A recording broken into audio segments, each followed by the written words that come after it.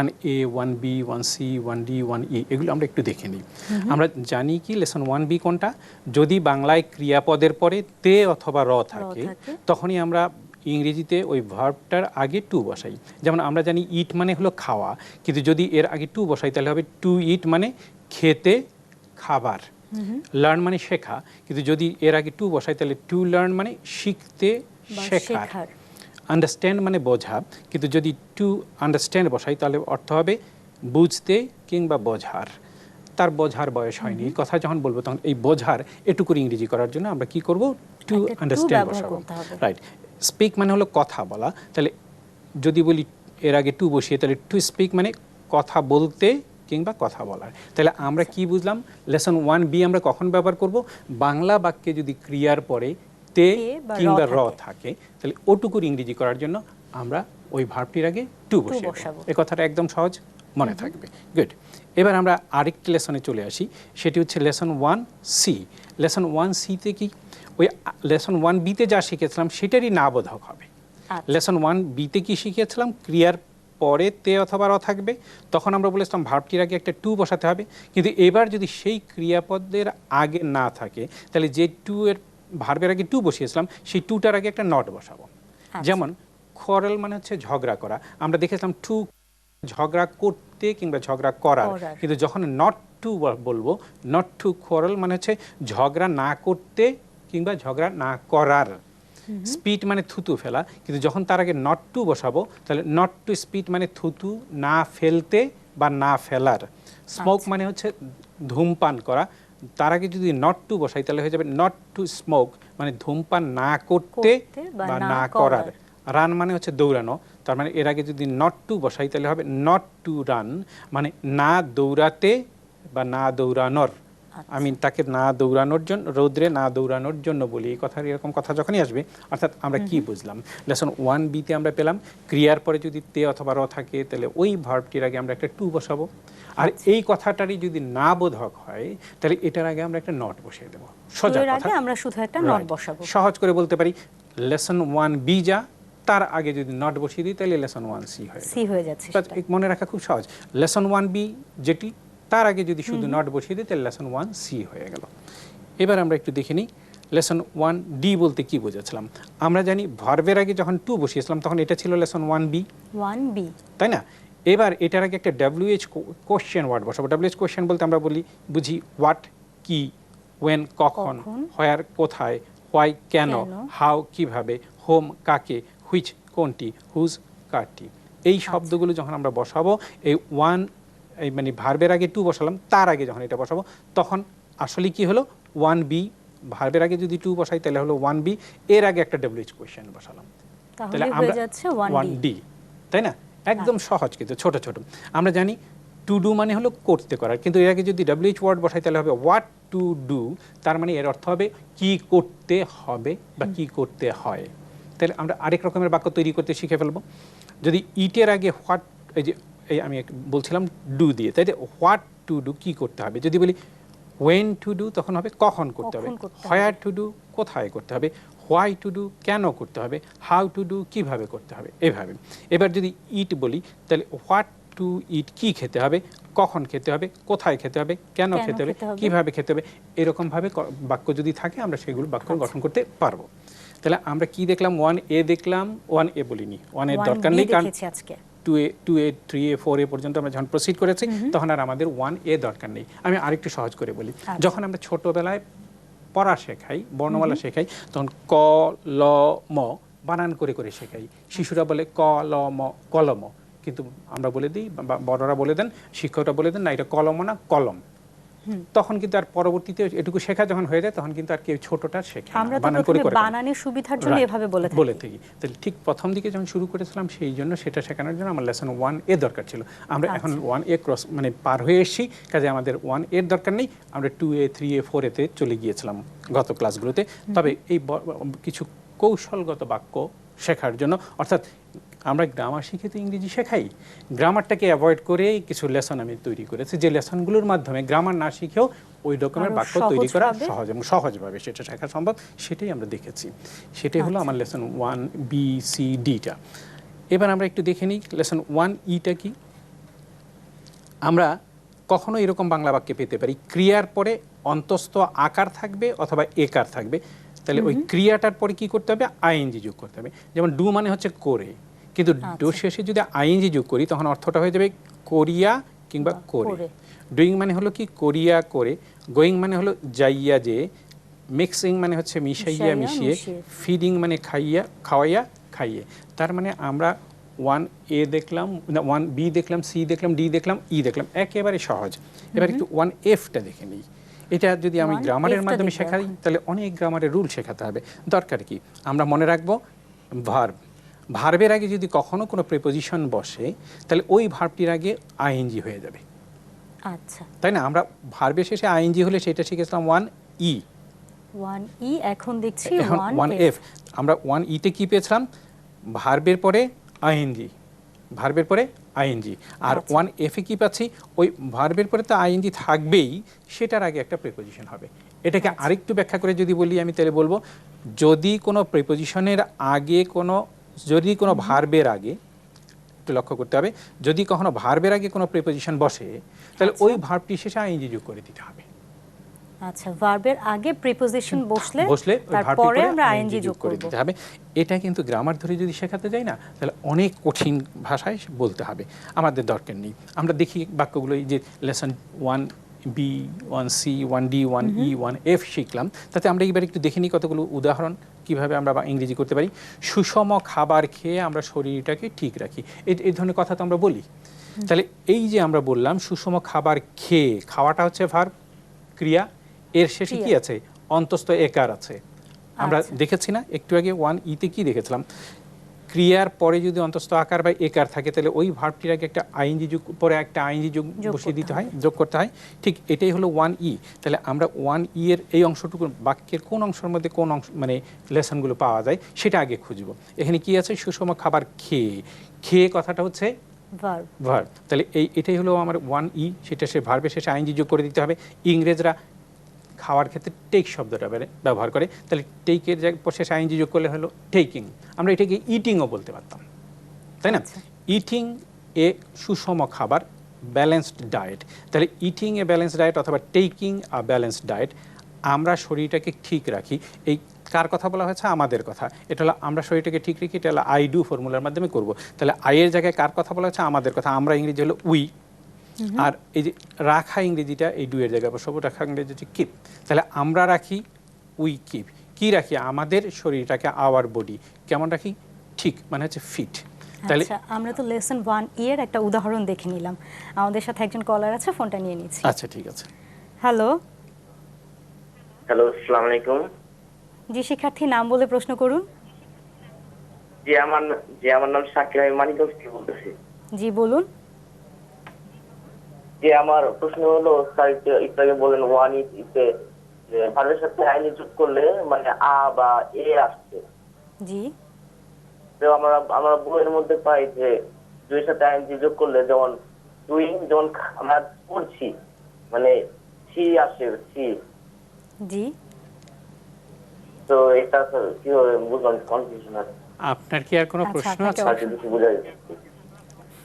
জি না, এটাই। আচ্ছা, আপনাকে ধন্যবাদ শিক্ষার্থী।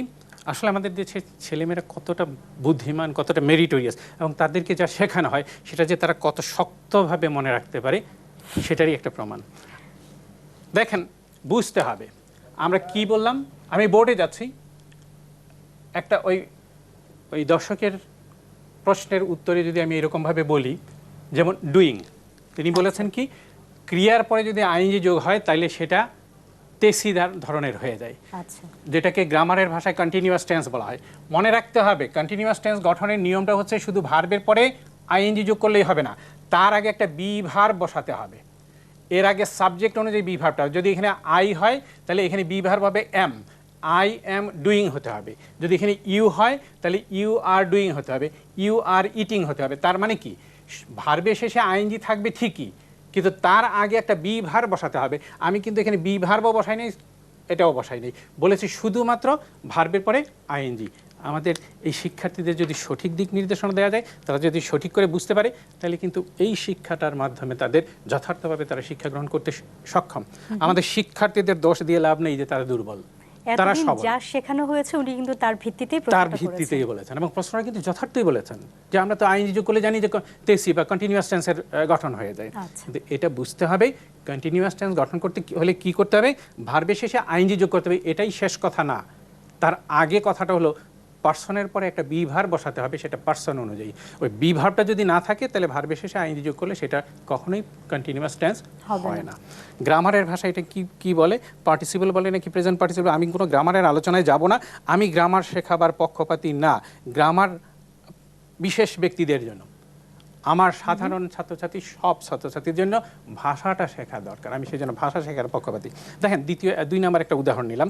ধূমপান না করার কারণে আমি আপনাদের অনেক ধন্যবাদ জানাই। আমরা আজকাল কোনো ডাক্তারের কাছে গেলে কিংবা কোনো অফিসে গেলে লেখা দেখতে পাই ধূমপান না করার জন্য ধন্যবাদ, তাই না? বা এরকম কথা লেখা থাকে ধূমপান না করার কারণে আমি আপনাদের ধন্যবাদ জানাই। এই যে বাক্যটি দেখেন এখানে কি আছে, ধন্যবাদ জানাই, এটা হলো আই ডু ফর্মুলার মাধ্যমে। বাক্যের শেষে শব্দটি আছে জানাই, জানানোটা একটা কাজ, ভার্ব, সেই জন্য ফর্মুলাটা হবে আই ডু। তাহলে আই এর জায়গায় হলো কার কথা বলেছে, আমি, ইংরেজি হলো আই। তারপর ধন্যবাদ জানানো ইংরেজি হলো থ্যাংক ইউ। কাকে ধন্যবাদ জানাই, আপনাকে, আপনাদের। তাহলে আমি আপনাদের ধন্যবাদ জানাই, আই থ্যাংক ইউ। কতটুকু, অনেক, অনেক ইংরেজি হলো ভেরি মাচ। তাহলে আমি আপনাদের অনেক ধন্যবাদ জানাই, I thank you very much. এরপরে দেখেন এখানে আছে ধূমপান না করার কারণে। এই যে না করতে করার, আমরা জেনেছিলাম করতে করার, ধরতে ধরার, তাহলে মানে কি ক্রিয়ার পরে তে বা র হলো। ক্রিয়ার পরে তে বা র হলে আমরা কি জানি, কি জানি যে ভার্বের শেষে আইনজি যোগ করতে হয়। লেসন 1 সিতে আমরা শিখেছিলাম। কিন্তু যখনই এটার আগে কারণে অর্থ হচ্ছে জন্য, জন্য বলা হলো, তাহলে জন্য থাকার কারণে স্মোক ছিল ভার্ব, এর শেষে আইনজি যোগ হয়ে গেছে। আমরা লেসন 1F এ শিখেছিলাম যে কথাটি, সেটা ছিল কি একটু খেয়াল করেন। 1F এ শিখেছিলাম ভার্বের আগে যদি কোনো প্রিপোজিশন বসে তাহলে সেই ভার্বটার পরে আইএনজি যোগ করতে হয়। আমাদের এখানেও কি হয়েছে, আমাদের এখানে হয়েছে স্মোক, ধূমপান করা, ধূমপান করার কারণে, কারণ ইংরেজি হচ্ছে ফর। কিন্তু এই যে ফর একটা প্রিপোজিশন, এরপরে যখন স্মোক একটা ভার্ব বসলো তাহলে এর শেষে আইএনজি যোগ করতে হবে। কিন্তু এখানে না থাকার কারণে একটা নট শব্দ বসাচ্ছে। তাহলে না, ধূমপান না করার কারণে ফর নট স্মোকিং। যদি বলা হতো ধূমপান করার কারণে তাহলে হতো ফর স্মোকিং, তাই না? না করার কারণে হলো ফর নট স্মোকিং। তাহলে ধূমপান না করার কারণে আমি আপনাদের অনেক ধন্যবাদ জানাই, I thank you very much for not smoking. এরপরের বাক্যটা হলো সকলের সহজে ইংরেজি শেখার উদ্দেশ্যে দেশ টিভি সপ্তাহে 4 দিন এই অনুষ্ঠানটি প্রচার করে। এটাও দেখেন প্রচার করে, প্রচার করাটা হচ্ছে কাজ, ভার্ব, সেই জন্য এটা আই ডু ফর্মুলার মাধ্যমে ইংরেজি করতে হবে। তাহলে এখানে কার কথা বলা, আইয়ের জায়গায় কার কথা বলো, কার কথা বলা হয়েছে, দেশ টিভির কথা বলা হয়েছে। তাহলে দেশ টিভি, আর এখানে হবে ভার্বটি কি আছে, প্রচার করা। টেলিভিশনে কোনো কিছু প্রচার করা ইংরেজি হচ্ছে টেলিকাস্ট, রেডিওতে কোনো কিছু প্রচার করা ইংরেজি হচ্ছে ব্রডকাস্ট। তাহলে কি দাঁড়ালো, টেলিকাস্ট। তাহলে দেশ টিভি যেহেতু হি এর মতো, সেজন্য টেলিকাস্টস হয়ে গেছে। তাহলে দেশ টিভি টেলিকাস্টস, দেশ টিভি প্রচার করে, কি প্রচার করে, এই অনুষ্ঠানটি, দিস প্রোগ্রাম।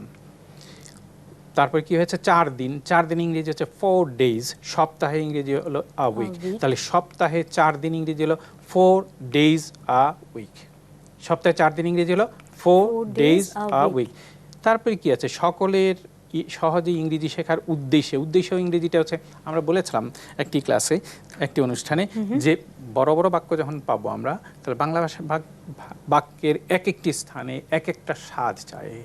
এই স্বাদটাকে আমরা বলেছি কি, কোন মশলা ব্যবহার করে কোন স্বাদ পাবো, সেই মশলার ব্যবহারটা আমাদের মনে রাখতে হবে, যেটাকে গ্রামারের ভাষায় বলা হয় প্রিপোজিশন। প্রিপোজিশন কথা বললেই কিন্তু আবার গ্রামারের কথা মনে আসবে, ভয় আসবে, মুখস্থ বিদ্যার কাছে যেতে হবে, ওটা আমাদের দরকার নেই। আমরা দেখব এই যে উদ্দেশ্যে বা কারণে যখন বলবো তখন আমরা কি ব্যবহার করব, ফর। তাহলে ফর এভরিবডি ইজ লার্নিং। এবারেও দেখেন এখানে কিন্তু লেসন 1F হয়েছে, এখানে লার্ন ভার্বটা আছে, তার আগে প্রিপোজিশন যুক্ত হয়েছে ফর, সেই জন্য লার্নিং হয়ে গেছে। তাহলে ফর লার্নিং, শেখার জন্য। যখন বলা হচ্ছে সকলের শেখার জন্য, ইংরেজি হলো ফর এভরিবডি ইজ লার্নিং। কি শেখার জন্য, ইংরেজি, ইংলিশ, কিভাবে, সহজে। তাহলে সকলের সহজে ইংরেজি শেখার উদ্দেশ্যে দেশ টিভি সপ্তাহে 4 দিন এই অনুষ্ঠানটি প্রচার করে। Desh TV telecasts this program 4 days a week for everybody is learning English easily. সহজে যাতে ইংরেজি শিখতে পারে। দেশ টিভি এই অনুষ্ঠানটা প্রচার করার মাধ্যমে ছাত্রছাত্রীদের ভিতরে যে গ্রামার ভীতি ছিল, ছাত্রছাত্রীদের ভিতরে যে ইংরেজি ভীতি ছিল, ছাত্রছাত্রীরা যে ভাবতো যে আমি আসলে দুর্বল, আমার পক্ষে আসলে ইংরেজি শেখা সম্ভব না, আমি আসলে অতটা মেধাবী ছাত্র না, এই বলে প্রত্যেকটা স্টুডেন্ট যারা না পারে ইংরেজি তারা নিজেদেরকে অভিশপ্ত করে, নিজেদেরকে দোষারোপ করে। কিন্তু আসলে প্রত্যেকটি শিক্ষার্থী মেধাবী। এই মেধাবী ছাত্রগুলোকে যদি ঠিকমতো শিক্ষা দেওয়া যায় তাহলে তারা সহজে সফলতা লাভ করতে সক্ষম হবে। আমরা একটা কথা বলি না, কি বলি, শিক্ষা জাতির মেরুদণ্ড। তাহলে বলেন তো দেখি, সেই শিক্ষাটা যদি কুজু হয় তাহলে এই কুজু শিক্ষা দিয়ে কি কোনো জাতি সোজা হয়ে দাঁড়াতে পারে? আমার দেশের মানুষকে আগে সঠিক শিক্ষা দিতে হবে। তো সেই সঠিক পথে যদি শিক্ষা দিতে পারি তাহলেই সেটা সম্ভব, সফলতা অর্জন করা। হাতের মুঠোয় আসবে সফলতা।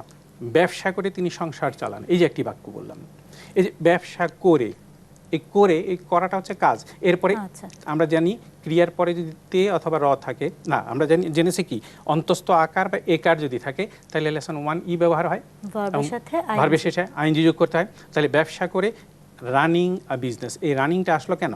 ব্যবসা করে বা করিয়া, এটা হচ্ছে লেসন 1E। তাহলে ব্যবসা করে ইংরেজি হলো রানিং আ বিজনেস, তিনি সংসার চালান। আমরা এটা চালানোটা ভার্ব, সেই জন্য এটা আই ডু ফর্মুলার মাধ্যমে ইংরেজি করতে হবে। আই এর জায়গায় কার কথা বলা হচ্ছে? তিনি ইংরেজি হলো হি, আর চালানো ইংরেজি হচ্ছে মেনটেইন। যেহেতু হি বলা হয়েছে, আই এর জায়গায় হি হয়ে গেল, কাজে ডুটা হয়ে যাবে ডাজ, তার মানে হচ্ছে মেনটেইনটা হয়ে যাবে মেনটেইনস। তাহলে তিনি চালান, হি মেনটেইনস। কি চালান? সংসার। কার সংসার? তার সংসার নিশ্চয়ই, তাহলে হিজ ফ্যামিলি। তাহলে ব্যবসা করে তিনি সংসার চালান, ইংরেজি হলো running a business, he maintains his family. এভাবে আমরা দেখতে পারি মাস শেষে বেতন পেয়ে তিনি ছেলে মেয়েদের জন্য কিছু মিষ্টি কেনেন। এবারে দেখেন খেয়াল করে, মাস শেষে বেতন পাইয়া পে, আমরা জানি ক্রিয়া শেষে অন্তস্থ আকার বা একার থাকলেই, তাই না, কি করতে হয়? ওই ভার্বটির শেষে আইএনজি যোগ করতে হয়। এবং এটাই হচ্ছে আমাদের লেসন 1E। লেসন 1E-তে শিখেছিলাম ডুইং, করিয়া করে, গোয়িং, যাইয়া যে। তাহলে এখানে পাইয়া পে ইংরেজি কি হবে? গেটিং। কি পে? বেতন, দ্য স্যালারি। তাহলে বেতন পে ইংরেজি হলো গেটিং দ্য স্যালারি। কখন? মাস শেষে, at the end of the month. At the and মানে হচ্ছে শেষে, অফ দ্য মান্থ মাসের, তাহলে মাসের শেষে বা মাস শেষে ইংরেজি হলো at the end of the month. Getting the salary at the end of the month, মাস শেষে বেতন পেয়ে তিনি ছেলে মেয়েদের জন্য কিছু মিষ্টি কিনেন। এই যে এটা কেনাটা হচ্ছে ভার্ব, কাজে আই ডু ফর্মুলা ব্যবহার করতে হবে। আমরা জানি আয়ের জায়গায় কি বসাতে হবে? তিনি। যার সম্বন্ধে বলা হয় তার কথাই আয়ের স্থানে বসাতে হয়। এখানে তিনি সম্বন্ধে বলা হলো, তাহলে আয়ের জায়গায় বসাবো তিনি, ইংরেজি হলো হি। আর এই যে বাংলা বাক্যের শেষে যে ভার্বটি আছে সেই ভার্বটি আমরা ডু এর জায়গায় বসাবো। ভার্বটা হচ্ছে কেনা ইংরেজি হচ্ছে বাই। যেহেতু হি আছে, হি হলে যেমন ডাজ হয়ে যায়, তাহলে বাইটা হয়ে যাবে বাইজ। তাহলে তিনি কিনেন, হি বাইজ।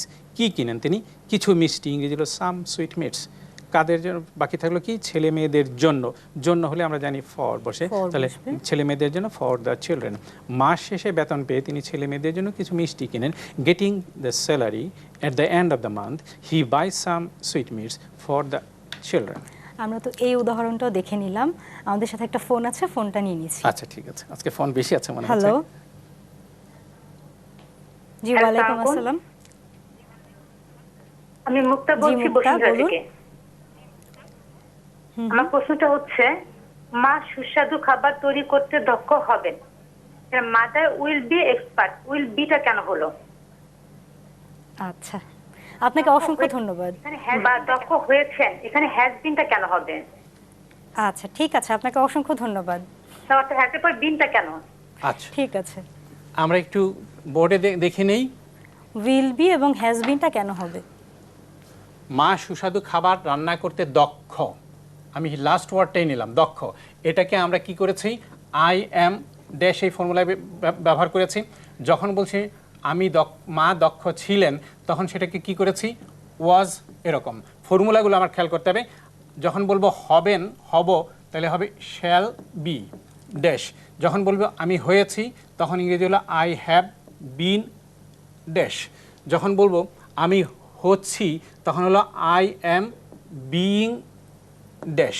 যখন বলছি আমি হচ্ছিলাম, তখন হয়ে যাবে আই ওয়াজ বিইং ড্যাশ। এই ফর্মুলাগুলো খেয়াল রাখতে হবে। যখন আমি বাংলায় বলছি দক্ষ, তখন হচ্ছে আই এম এক্সপার্ট। যখন আমি বলছি আমি দক্ষ ছিলাম, এই যে ছিলাম ইংরেজিটাই হলো ওয়াজ, আই ওয়াজ দক্ষ। আমি দক্ষ হব যখন বলছি তখন হবে আই শ্যাল বি দক্ষ এক্সপার্ট। যখন বলছি মা দক্ষ হবেন তাহলে মাদার শ্যালটা তো আই এর সাথে তো শ্যাল হলেও মাদারের সাথে তো আর শ্যাল হয় না, সেই জন্য শ্যালটা হয়ে যায় উইল। তাহলে মাদার উইল বি দক্ষ, বাংলাটা হলো মা দক্ষ হবেন। এই যে হবেন থাকার কারণে সেটার ইংরেজি হচ্ছে বি, উইল বি। তাহলে মাদার উইল বি দক্ষ, মা দক্ষ হয়েছেন। আমি দক্ষ হয়েছি ইংরেজি হলো আই হ্যাভ বিন, যা কিছুই আমি হয়েছি। এই হয়েছি যখন থাকবে বাংলায়, যখন হয়েছি নন ভার্ব, খেয়াল করেন নন ভার্বের পরে যদি হয়েছি থাকে, আমি বলেছি বাংলা বাক্যের শেষ শব্দটি 3 ধরনের হয়, ভার্ব, নন ভার্ব এবং হয়যুক্ত ভার্ব। দক্ষ হচ্ছে নন ভার্ব, এরপরে যদি হয়েছি থাকে তাহলে ফর্মুলাটা হলো আই হ্যাভ বিন ড্যাশ। এই ড্যাশের জায়গায় যে দক্ষ নন ভার্বটা থাকবে সেটাই আমরা বসাবো। আর এখানে কি হলো, মায়ের কথা বলা হয়েছে, মাদার হ্যাভ তো হয় না, হ্যাজ। এই হয়েছি বা হয়েছেন এটা এই শব্দটি থাকার কারণে বিন হয়েছে। হবেন থাকার কারণে দক্ষ হবেন, এই যে হওয়া থাকার কারণে এই বি হয়েছে। খেয়াল করেন বাংলায় যেরকম পরিবর্তন হচ্ছে, বাংলায় কি পরিবর্তন হচ্ছে, বাংলায় পরিবর্তন হচ্ছে ছিল হবেন, পরিবর্তিত হয়েছে হয়েছেন বা হয়েছি। আমি হলে আমি হব, আবার আমি হলে হবে আমি হয়েছি, কিন্তু আপনি হলে আপনি হবেন, আপনি হয়েছেন। যেরকম পরিবর্তনই হোক না কেন, যখনই আমি বলবো হব, আমি হব এই ধরনের, তখন ফর্মুলাটা হবে আই শ্যাল বি ড্যাশ। যখন বলবো আমি হয়েছি তখন ফর্মুলাটা হবে আই হ্যাভ বিন ড্যাশ। আপনি বলছেন মা দক্ষ হবেন, সেটা ছিল মাদার উইল বি দক্ষ। আর যখন বলছেন মা দক্ষ হয়েছেন, এই হয়েছেন শব্দটা থাকার কারণেই ইংরেজিতে বিনটা বসাতে হ্যাজ বিন। তাহলে মাদার হ্যাজ বিন দক্ষ। আমার মনে হয় এটা গত অনুষ্ঠানে আমি আলোচনা করেছিলাম বা তার 2-1 পর্বে আগে আলোচনা করেছিলাম, তো ওখানে একটু খেয়াল করলে এটা বোঝা যেত। এনিওয়ে, তো আমরা এর পরের লেসনে যাওয়ার আগে বিরতির সময় হয়ে গেছে, বিরতিটা নিয়ে নেব। আচ্ছা ঠিক আছে। দূরপাঠের শিক্ষার্থীরা, সময় হয়ে গেছে ছোট্ট একটা বিজ্ঞাপন বিরতি, সঙ্গেই থাকুন।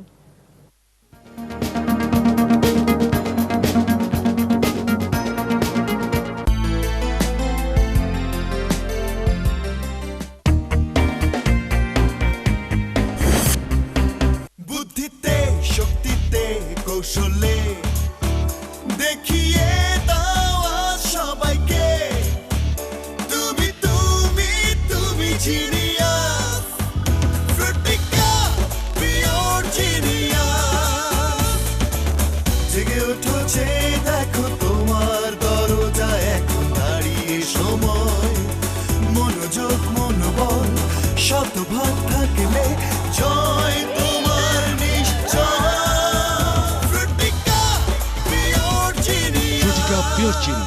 প্রতি শুক্রবার সকাল 11:30, প্রযোজনা আমজাদ সুজন।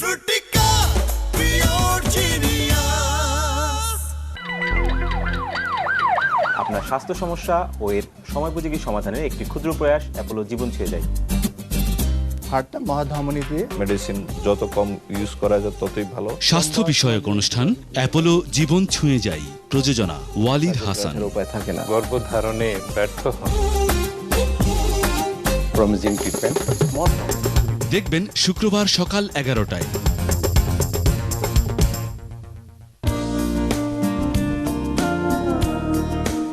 রান্না বিষয়ক অনুষ্ঠান ট্রিক্স রান্নাঘর অতিথির সাথে, পরিচালনা মোশাররফ খান বাদল ও তৌহিদ খান বিপ্লব।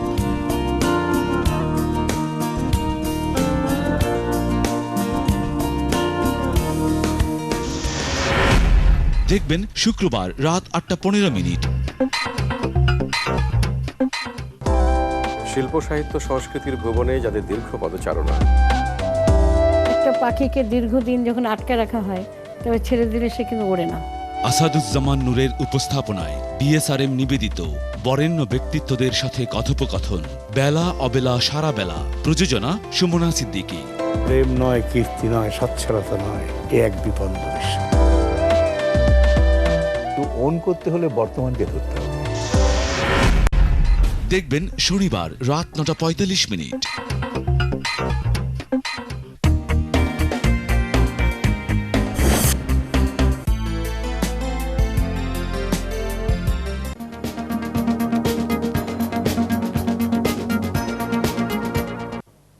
শিক্ষার্থীরা, ফিরে এলাম বিরতি থেকে। সঙ্গে থাকার জন্য ধন্যবাদ। এখন দেখে নেব আমাদের পরবর্তী লেসনগুলো। স্যার আমরা তো 1F পর্যন্ত দেখেছি। 1F পর্যন্ত দেখেছি আমরা। একটু ওই যে গত কয়টা অনুষ্ঠানে আমরা লেসন 2A 3A এবং 4A সম্বন্ধে আলোচনা করেছিলাম। আমরা বলেছিলাম বাংলা বাক্যের শেষ শব্দটা হয় গন্তব্য। এই যে আমরা জানি বাংলা বাক্যের শেষে কি থাকে, হয় ভার্ব থাকে, না হলে নন ভার্ব থাকে, অথবা ভার্বের পরে হয় জাতীয় শব্দ থাকে। আচ্ছা, এই বাক্যের শেষ শব্দটি ভার্ব হলে আমরা জানি লেসন 2 ব্যবহার করতে হয়, নন ভার্ব হলে লেসন 3 ব্যবহার করতে হয়, এবং ভার্বের পরে হয় জাতীয় শব্দ হলে লেসন 4 ব্যবহার করতে হয়। আরও জেনেছি যে বাংলা বাক্যের শেষে যে ভার্ব হবে এরকমের হাজার হাজার বাক্য কিন্তু বাংলা ভাষায় আছে। বাংলা বাক্যের শেষ শব্দটি নন ভার্ব, এরকমের হাজার হাজার বাংলা বাক্য বাংলা ভাষায় আছে। যে সমস্ত বাংলা বাক্যের শেষ শব্দটি ভার্বের পরে হয় জাতীয় শব্দ, সেরকমেরও হাজার হাজার শব্দ বাক্য বাংলা ভাষায় আছে। কারণ বাংলা ভাষা একটা সমৃদ্ধ ভাষা। তাহলে এত বিশাল ভান্ডারকে আলোচনার জন্য আমরা একটি ভাগ মানে একরকমভাবে আলোচনা করলে সহজ হবে না। আলোচনার সুবিধার্থে এগুলোকে আমি কি করেছি, সেকশনে বিভক্ত করেছি। Section A, section B, section C, section D, section E, প্রত্যেকটিরই সেকশন 5টি করে সেকশনে বিভক্ত করেছি। আমরা দেখেছিলাম সেকশন A ভুক্ত বাক্যগুলো ইংরেজি করতে হয় কিভাবে। আমরা দেখেছি যে সমস্ত বাংলা বাক্যের শেষ শব্দটি ভার্ব, সেই বাক্যগুলোকে ইংরেজি করার জন্য সেকশনের A সেকশনের বাক্যগুলোকে ইংরেজি করার জন্য যে লেসন, সেই লেসনটির নাম হচ্ছে লেসন 2A। যে বাক্যের শেষ শব্দটি হলো নন ভার্ব, সেটার আমরা বলেছিলাম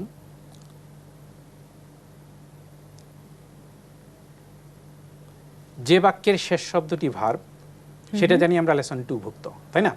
কিন্তু ওই বাংলা বাক্যের শেষ শব্দটি ভার্ব হবে, তার সেকশন এর অন্তর্গত বাক্যগুলোকে ইংরেজি করার যে লেসন সেটার নাম হচ্ছে লেসন 2A।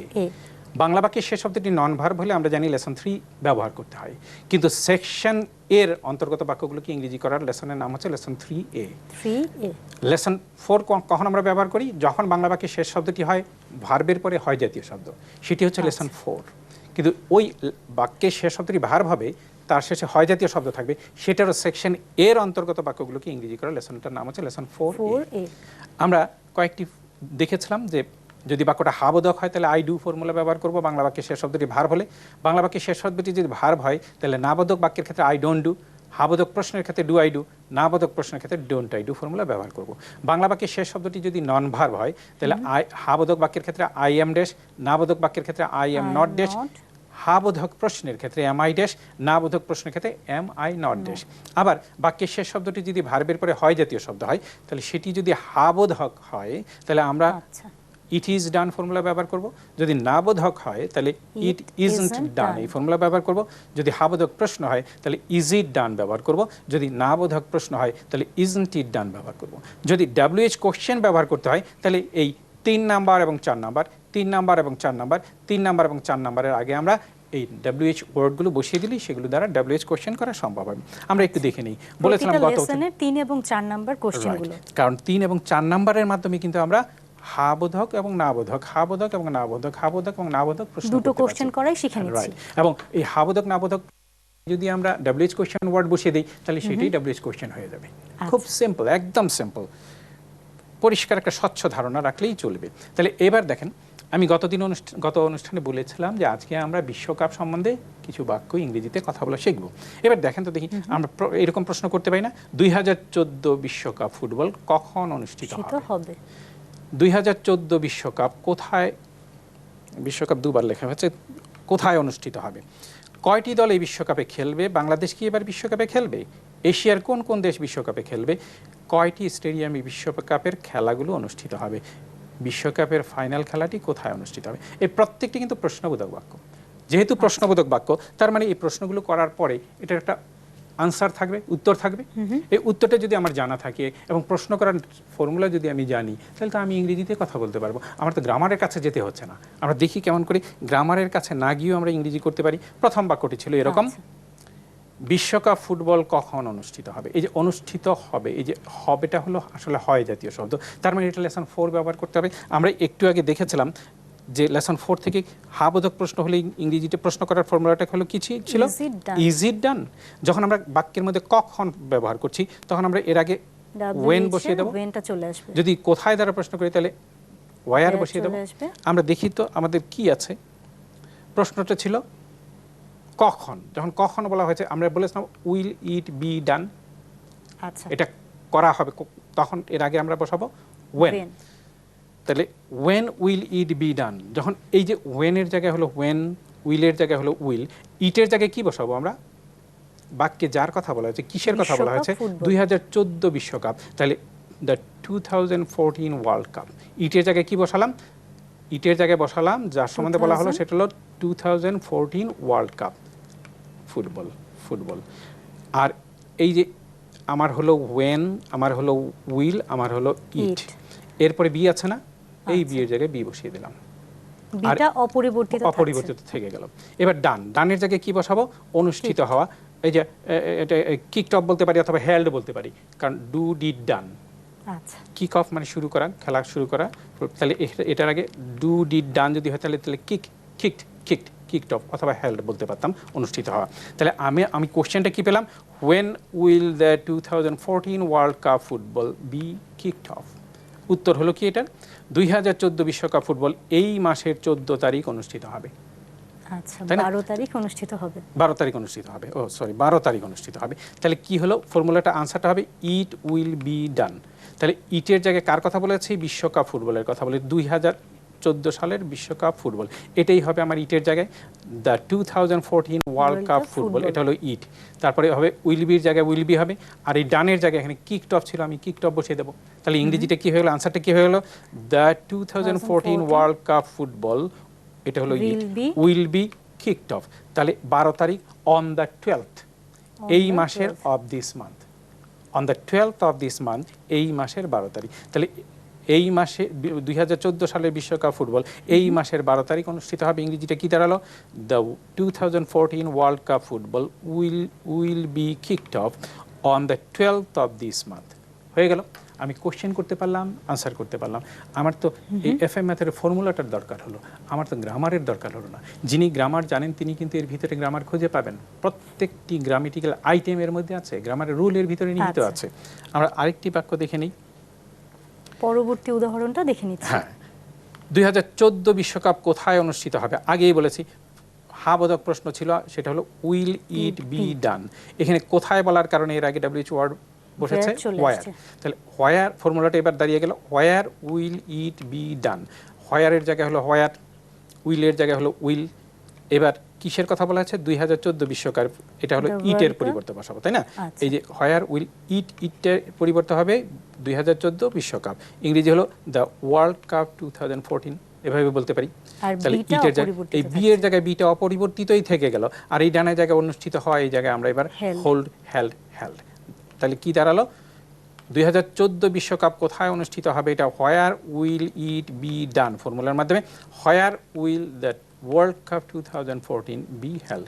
এটার উত্তর আমরা বলতে পারি এই বছর বিশ্বকাপ ব্রাজিলে অনুষ্ঠিত হবে। তাহলে এটা আনসারটা হয়ে গেল ইট উইল বি ডান। দেখেন, এই যে প্রশ্নটা ছিল কি উইল ইট বি ডান, এই ইটটাকে ঘুরিয়ে দিলে, ইটটাকে সামনে নিয়ে আসলে আনসার হয়ে যায়, আর এই উইলটাকে সামনে নিয়ে গেলেই কোশ্চেন হয়ে যায়।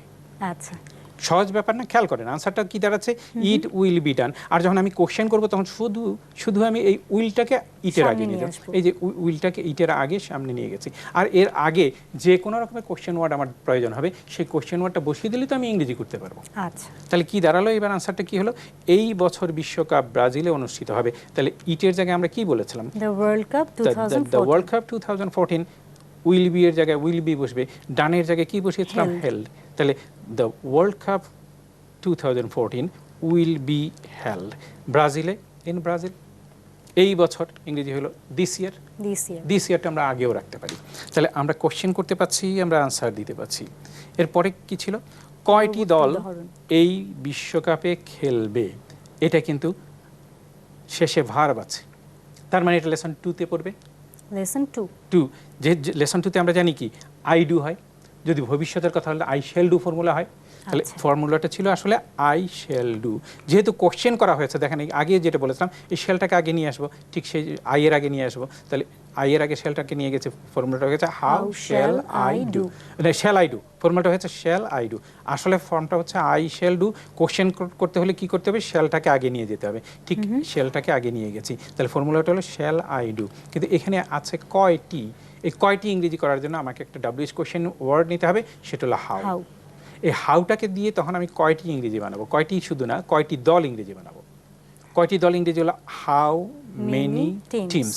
তাহলে এটা আসলে কি, এটা আমার হাউটার পরিবর্তে বসেছে, হাউ এর পরিবর্তে বসেছে কয়টি দল, তার মানে হাউ দিয়ে আমি বানাবো কয়টি দল ইংরেজি। তাহলে ইংরেজিটা কি হয়ে গেল, হাউ মেনি teams. টিমস। এবার একটু খেয়াল করেন, এই যে আয়ের জায়গায় আমরা কি বসাই, আয়ের জায়গায় বসাই বাক্যে যার সম্বন্ধে বলা হয়, তাই না? বাক্যে যার সম্বন্ধে বলা হয় সেটাই হলো আমাদের আই। তাহলে এই বাক্যে তো আমি সেটাকেই জানতে চাচ্ছি হাউ দিয়ে, তাই না? কয়টি দল, তার মানে এই কয়টি দলটাই আমি জানতে চাচ্ছি, আই মানে আইটাকেই জানতে চাচ্ছি। আইয়ের জায়গায় তো আমরা বসাবো এতটি দল, তার মানে ওই জিনিসটাকে যখন জানতে চাচ্ছি তাহলে এই আইটা আর থাকবে না। যখন না থাকলো তখন কি হয়ে গেল, হাউ মেনি টিমস, শ্যালটা তখন হয়ে গেল উইল, এই উইল। তারপরে এই ডু এর জায়গায় হলো খেলা, ইংরেজি খেলা খেলবে, এটা ডু ফর্ম, খেলা ইংরেজি প্লে, ডু ফর্মটা হচ্ছে প্লে। তাহলে হাউ মেনি টিমস, শ্যালটা হলো উইল, ডু এর জায়গায় হলো প্লে। তাহলে how many teams will play, কতগুলো দল খেলবে, কি থাকলো বাকিটা, এই বিশ্বকাপে, ইন দিস ওয়ার্ল্ড কাপ। তাহলে এই বিশ্বকাপে কয়টি দল খেলবে, আমরা কি করতে পারলাম, শুধুমাত্র আই শ্যাল ডু ফর্মুলাটাকে প্রশ্নবোধক করার জন্য শ্যালটাকে আগে নিয়ে গেলাম, আইটাকে পরে নিয়ে আসলাম, আর এখানে কয়টি প্রশ্ন থাকার কারণে আমরা হাউ বসিয়ে, তার মানে ফর্মুলাটা আমাদের হয়ে গেল হাউ শ্যাল আই ডু। আমি কি টেন্স ভালো করে শিখলে আমি বেশি বেনিফিট পাচ্ছি, নাকি আমি এই ফর্মুলাগুলো যদি ব্যবহার করতে পারি তাহলে আমি তো বিভিন্নভাবে এটা রূপান্তর করতে পারছি। আমি স্বতঃস্ফূর্তভাবে স্বাভাবিকভাবেই আমি বিভিন্নভাবে বলতে, একরকম বলা যায় যে আমরা ভাষা নিয়ে খেলাই করছি, বিভিন্ন টেকনিক অ্যাপ্লাই করছি গ্রামারের পরিবর্তে, খুব সহজ হচ্ছে আমাদের জন্য। তাহলে হাউটা হয়ে গেল হাউ মেনি টিমস, শ্যালটা হয়ে গেল উইল, ডু এর জায়গায় হলো প্লে, এই বাকি থাকলো এই বিশ্বকাপে, ইংরেজি হলো ইন দিস ওয়ার্ল্ড কাপ। তাহলে কয়টি দল এই বিশ্বকাপে খেলবে, ইংরেজি কি দাঁড়ালো, how many teams will play in this world cup. উত্তরে বলবো 32টি দল বিশ্বকাপে খেলবে। আমি যদি 32টি দলের কথা বলতে পারি, কখনো যদি 100টা দল হয় তাহলে আমি সেই বাক্যটা তো ইংরেজি করতে পারবো, শুধু সংখ্যাটা পরিবর্তন। আমি বাক্যের গঠন যদি জানি আমার তো মুখস্থ করতে হবে না। আর বাক্যের গঠন যদি আমি নিজে মানে আত্মবিশ্বাসের সাথে সেটা করতে পারি, আমি কি নকল করার চেষ্টা করব? কখনো না। আমি কি কোশ্চেন আউট করার কথা চেষ্টা করব? কখনো না। আর এখন কথা হলো, আমি যদি ঠিকমতো পারি তাহলে আমি যে নাম্বার পাওয়ার মানে আশা করব, দাবি করব, যে পারলো না সেও কি আমার সমান নাম্বার পাবে? আর যদি কখনো পেয়ে যায় তাহলে এটা আমার কথা বলতে এটা বোঝাচ্ছি যে ভালো স্টুডেন্ট যদি মনে করে যে সে অনেক কষ্ট করে শিখলো কিন্তু সে যে নাম্বার পেলো, আরেকটা স্টুডেন্ট যে ভালো করে শিখলো না, সে কোনোভাবে পরীক্ষা দিয়ে কারোটা দেখে হোক বা সাজেশন মানে অন্যের কাছে কনসাল্ট করে হোক বা যে কোনোভাবে সে পুরো নাম্বার পেয়ে গেল, এটা অবিচার না? আমার মনে হয় যে শিক্ষার্থী 1 নাম্বার পেয়েছে, মানে যে শিক্ষার্থী যত নাম্বার পাবে তাকে যদি 1 নাম্বার কম দেওয়া হয় সেটা অন্যায়, অবিচার এবং এটা দুর্নীতি। যদি তেমনিভাবে যে শিক্ষার্থী যত নাম্বার পাবার কথা তার থেকে যদি তাকে বাড়িয়ে দেওয়া হয় 1 নাম্বার, সেটাও কিন্তু অন্যায়, অবিচার, দুর্নীতি।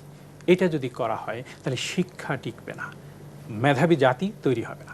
আমাদের মূল্যায়ন করতে হবে সঠিকভাবে, সবাইকে পারার মতো করে তৈরি করতে হবে যাতে সবাই পারবে, কেউ তখন নকলের চেষ্টা করবে না। কোশ্চেন আউটের তো প্রশ্নই আসে না। কোশ্চেন আউট করাটা একটা কঠিন কাজ না? এই কাজে কেন যাবে মানুষ? তাহলে এখানে বলছিলাম যে 32টি দল বিশ্বকাপে খেলবে, তাহলে এটা হলো আই শ্যাল ডু ফর্মুলার মাধ্যমে করতে হবে। আই এর জায়গায় কি বসাবো? 32টি দল, ইংরেজি হলো 32 টিমস, তখন শ্যালটা হয়ে যাবে উইল, আর এই ডু এর জায়গায় বসাবো খেলা ভার্বটা ডু ফর্ম, প্লে। তাহলে 32 টিমস উইল প্লে বিশ্বকাপে ইন দ্য ওয়ার্ল্ড কাপ। আমরা বিশ্বকাপে বলেছি, আচ্ছা কোশ্চেনটা ইন দিস ছিল, তাহলে আমরা আনসারটা বলবো ইন দিস ওয়ার্ল্ড কাপ। তাহলে আনসারটা কি দাঁড়িয়ে গেল? 32 teams will play in this World Cup. এরপরে আমরা আরো দেখতে পারি বাংলাদেশ কি এবার বিশ্বকাপে খেলবে? আমরা তো প্রত্যাশা করতে পারি বাংলাদেশও খেলুক, তাই না? যদি কেউ এরকম প্রশ্ন করে বাংলাদেশ কি বিশ্বকাপে খেলবে, তাহলে দেখেন আমরা কিন্তু জানি আই শ্যাল ডু হচ্ছে হাবোধক বাক্য, এটাকে শ্যালটাকে আগে নিয়ে গেলে এটা হয়ে যায় প্রশ্নবোধক। তাহলে ফর্মুলা হলো শ্যাল আই ডু, এটা কিন্তু হাবোধক কিংবা না বোধক, আনসার হবে হা অথবা না।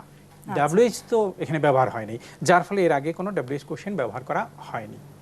তাহলে আই এর জায়গায় কি বসাবো? কার কথা বলা হলো? বাংলাদেশ। তাহলে আই এর জায়গায় যদি বাংলাদেশ হয় তাহলে শ্যালটা কি হবে? শ্যালের জায়গায় হয়ে যাবে উইল। তাহলে এই ডু এর জায়গায় বসাবো খেলবে, এটা ডু ফর্ম হলো প্লে। তাহলে শ্যাল আই ডু এর জায়গায় হলো শ্যালের পরিবর্তে কি হলো? will হয়ে যাবে, আয়ের যেহেতু জায়গায় হলো বাংলাদেশ আছে। যেহেতু রাইট ঠিক কথা, আয়ের জায়গায় যেহেতু বাংলাদেশ বসেছে সেই জন্য বাংলাদেশের সাথে আর শ্যাল বসে না, উইল বসে। তাহলে উইল বাংলাদেশ, ডু এর জায়গায় কি বসাবো? প্লে। খেলা ইংরেজি হলো প্লে, এটা ডু ফর্ম হলো প্লে। যদি এটা এই ফর্মুলার মধ্যে যদি ডিড থাকতো তাহলে প্লেড বসাতাম, যদি এখানে ডান থাকতো তাহলে আমি আবার প্লেড বসাতাম। এই ফর্মুলা যেটা চাই, যে ফর্মটাকে ডিমান্ড করবে আমাকে সেই ফর্মটাই ব্যবহার করব। কোশ্চেনটা যে ফর্মে Right. থাকবে।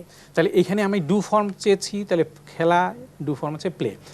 উইল বাংলাদেশ প্লে, বাংলাদেশ কি খেলবে, কি থাকলো বাকি? এবার বিশ্বকাপে, বিশ্বকাপে ইন দ্য ওয়ার্ল্ড কাপ, বিশ্বকাপে ইংরেজি হলো ইন দ্য ওয়ার্ল্ড কাপ, এবার ইংরেজি হলো দিস টাইম। তাহলে বাংলাদেশ কি এবার বিশ্বকাপে খেলবে? Will Bangladesh play in the world cup this time? উত্তর হলো না, বাংলাদেশ এবার বিশ্বকাপে খেলবে না। তাহলে আমাদের এটা হাতে আর 3 মিনিটের মতো সময় আছে। তাহলে এটা আমরা একটা আনসারটা দিয়ে নিই। তাহলে কি দাঁড়ালো? আই শান্ট ডু, না বোধক আনসার দিতে হলে আই শান্ট ডু, আই এর জায়গায় বসাবো শ্যাল নটের শর্ট ফর্ম। শ্যাল নটটাকে সংক্ষিপ্ত হলো শান্ট। ঠিক একইভাবে উইল নট সংক্ষেপ হলো ওন্ট। তাহলে আই এর জায়গায় যে হয়ে যাবে যে বাংলাদেশ, এই শ্যাল নটটা হয়ে যাবে ওন্ট, আর এখানে হচ্ছে খেলা ইংরেজি হলো প্লে। তাহলে বাংলাদেশ ওন্ট প্লে, আগে না থাকার কারণে নট, না থাকার কারণে নো বসাবো, নো, না থাকার কারণে নো, বাংলাদেশ ওন্ট প্লে, কি খেলবে না? In the world cup this time. না, বাংলাদেশ এবার বিশ্বকাপে খেলবে না। তাহলে এবার এসে প্রশ্ন ছিল এশিয়ার কোন কোন দেশ বিশ্বকাপে খেলবে। দেখেন আমরা এতগুলো প্রশ্ন করেছি কিন্তু কোথাও এই কোন কোন এরকম শব্দগুলো পাইনি। আচ্ছা, হ্যাঁ দিত। তাহলে এই ধরনের বাক্যগুলো ইংরেজি করতে হলে আমরা কি জানি? ফর্মুলাটা হাবোধক প্রশ্ন করতে হলে ফর্মুলা হবে শ্যাল আই ডু, বাক্যটা হলো আই শ্যাল ডু, এটার শ্যালটাকে আগে নিয়ে গেলে প্রশ্ন হয় সেটা হলো শ্যাল আই ডু। কিন্তু এখানে কোন কোন থাকার কারণে এই এটার আগে হুইচ চলে আসছে। তার কোন কোন দেশ ইংরেজি হবে হুইচ দেশ, কিন্তু আমরা বলেছি কোন কোন এশিয়ার দেশ, তার মানে হলো হুইচ এশিয়ান কান্ট্রিজ, একের অধিক কান্ট্রি বলছে, রাইট, কোন কোন দেশের কথা বলা হয়েছে সেই জন্য হুইচ এশিয়ান কান্ট্রিজ, এশিয়ার কোন কোন দেশ।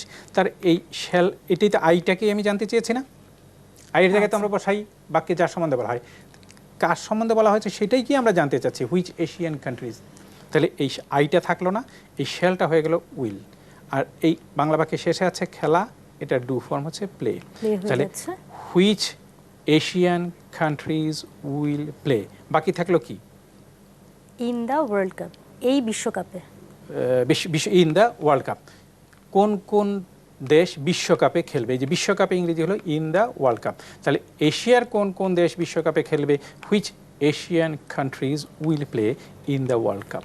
উত্তরে আমরা বলতে পারি জাপান। আমরা অনুষ্ঠানের একদম শেষ পর্যায়ে চলে এসেছি।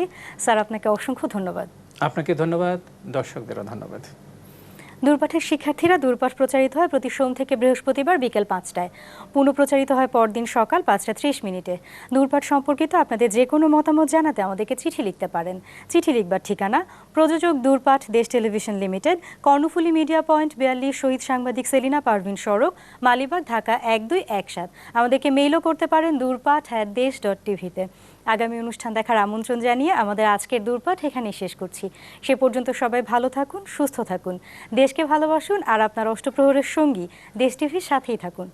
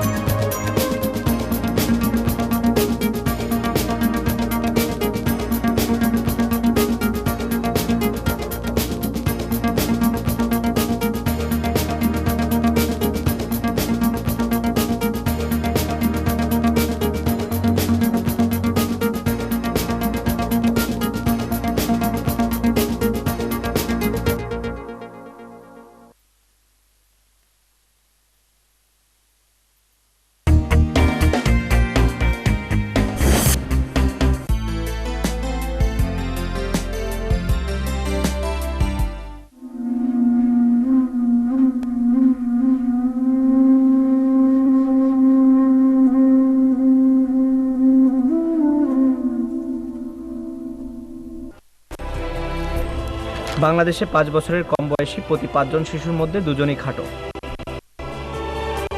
মায়ের গর্ভ থেকে 2 বছর বয়স পর্যন্ত সঠিক পুষ্টি না পেলে সঠিকভাবে বেড়ে ওঠে না। অপুষ্টির কারণে শিশুর ব্রেন পরিণত হয় না। শিশু বেশি রোগে ভোগে। এই ক্ষতি কখনোই পূরণ করা যায় না, কিন্তু খুব সহজেই প্রতিরোধ করা যায়। গর্ভবতী মাকে পুষ্টিকর খাবার দিন ও যত্ন নিন। শিশুর জন্ম থেকে 6 মাস পর্যন্ত শুধুমাত্র মায়ের দুধ খাওয়াবেন।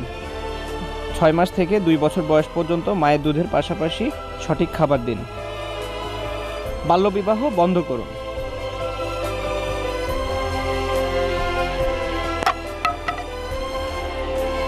আর চলুন দেশ থেকে অপুষ্টি দূর করি।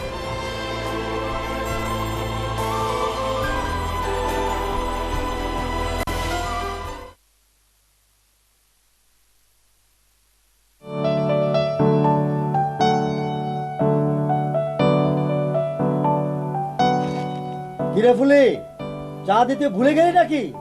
ভুলি নাই খালুজান, আনতাছি।